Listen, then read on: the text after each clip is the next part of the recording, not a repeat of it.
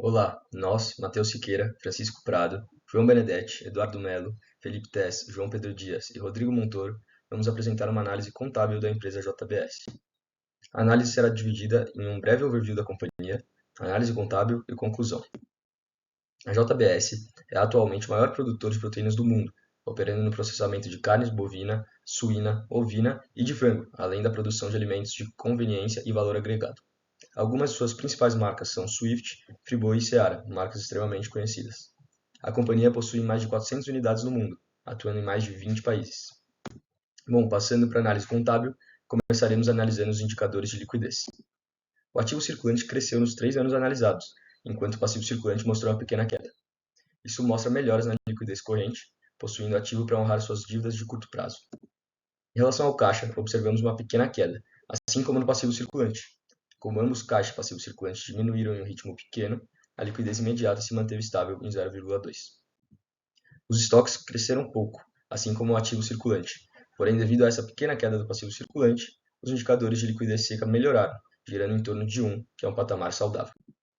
Comparando com a Marfrig, empresa concorrente na produção de proteínas e carne bovina, observamos indicadores de liquidez muito semelhantes e saudáveis para ambas empresas. Passando para a análise dos prazos médios, vemos prazos médios de estocagem e recebimento muito baixos, abaixo de 26 dias em todos os anos analisados. O prazo médio de pagamento dos fornecedores não é muito alto, chegando em no máximo 33 dias. Porém, analisando o ciclo operacional e ciclo financeiro, vemos que a empresa consegue receber de seus clientes poucos dias após a aquisição e pagamento do estoque. Em resumo, a empresa possui uma ótima gestão de prazos, mostrando ciclos operacional e financeiro muito rápidos e saudáveis. Novamente, observamos valores muito semelhantes para a empresa concorrente, com ciclos até mesmo melhores do que aqueles observados para a JBS. Bom, agora vamos falar sobre o endividamento da empresa. Sobre o endividamento e a composição do capital da empresa, podemos ver que durante os últimos anos, a empresa teve um pequeno aumento no capital próprio, o que é positivo, porque diminui a dependência do capital de terceiros. Outro ponto positivo é a queda no perfil da dívida, o que significa que ocorreu uma queda nas dívidas de curto prazo, como a gente pode ver no gráfico ali da direita. Agora eu vou falar sobre o índice de cobertura de juros e o custo da dívida da empresa. Então, entre 2018 e 2019, houve um aumento significativo no índice de cobertura de juros, como a gente pode ver no gráfico da esquerda, que é a cobertura de juros da empresa. Ou seja, ela tem uma maior capacidade, maior facilidade de honrar o pagamento dos juros de empréstimos tomados. E isso se confirma com o custo da dívida crescendo, como a gente pode ver no gráfico que está na direita.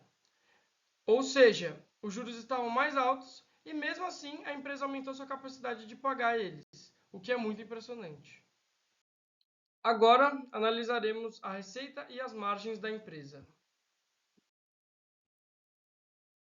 Analisando o primeiro gráfico à esquerda, podemos ver que tanto a receita quanto a margem bruta tiveram um crescimento significativo nesses últimos 3 anos, assim revelando um aumento no lucro bruto da empresa.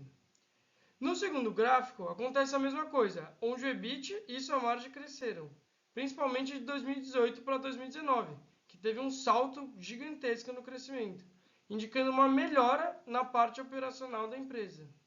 E por último, o lucro líquido cresceu bastante também de 2018 para 2019, e a margem líquida mostra que as atividades da JPS inteira conseguem obter um lucro de 3% em relação à receita. Agora analisaremos a rentabilidade da empresa. De forma geral, a rentabilidade da JBS é bastante positiva. Tanto o ROI quanto o ROIC e o ROA da empresa tiveram um aumento impressionante, indicando que a empresa se tornou mais rentável aos investidores e acionistas. Isso sem contar o aumento do lucro do ativo, o que confirma que a empresa vem aumentando seus lucros próprios. Para aprofundar mais a análise de rentabilidade, comparamos o ROIC com o WOC no ano de 2019. Para calcular o WOC, utilizamos os valores calculados com base nos demonstrativos financeiros da empresa, com exceção do CAE. O KD foi calculado dividindo a despesa financeira líquida do ano pelo passivo financeiro médio.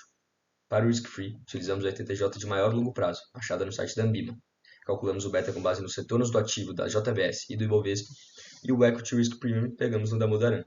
Multiplicamos o beta pelo Equity Risk Premium e somado ao risk-free, chegamos no CAE. A porcentagem do imposto de renda pago no ano foi calculada dividindo o valor bruto do IR pelo LAIR, e a estrutura de capital foi calculada dividindo a dívida e patrimônio líquido pela soma de PFPL. Por fim, para chegar no WOC, ponderamos o CAE e o KD multiplicado por 1 menos IR. Chegamos em um WOC de 10,85%. Em comparação com o ROIC de 14%, tivemos um spread de 3,15%, mostrando que o retorno sobre o capital investido é menor que o custo médio ponderado de capital e que, portanto, a empresa criou valor no último ano analisado. Comparando os dois competidores, é possível notar que as margens são bastante parecidas, mudando apenas a margem bruta, na qual a JBS possui um índice superior.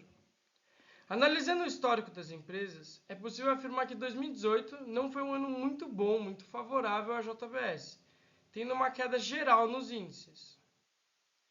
E um valor que se destaca é a margem líquida da Marfrig em 2018, tendo um grande aumento em relação a 2017, chegando aos 7%. Bom, agora vamos analisar a geração de caixa da empresa. Em 2018, houve um pequeno aumento tanto na EBITDA quanto na dívida líquida, o que resultou numa leve melhora em relação ao ano anterior. Mas ainda em 2019, o aumento de quase 8 milhões no EBITDA e a queda na dívida líquida fez com que a empresa pudesse quitar suas dívidas mais facilmente e assim conseguir gerar mais caixa. Por último, faremos a conclusão. O primeiro ponto para a conclusão da análise contábil é a liquidez saudável da empresa, em que os indicadores de liquidez mostram que a companhia é capaz de honrar suas dívidas por meio de seus ativos. O segundo ponto é a boa gestão de prazos, pois tanto o ciclo operacional quanto o ciclo financeiro são baixos, indicando prazos extremamente saudáveis, condizentes. O terceiro ponto é a ótima rentabilidade, já que os indicadores de rentabilidade vêm crescendo nos anos analisados, apresentando valores cada vez mais atrativos. E por último, a geração de caixa crescente, em que os indicadores apontam um aumento na capacidade de geração de caixa e uma melhora na condição da empresa conseguir pagar suas dívidas.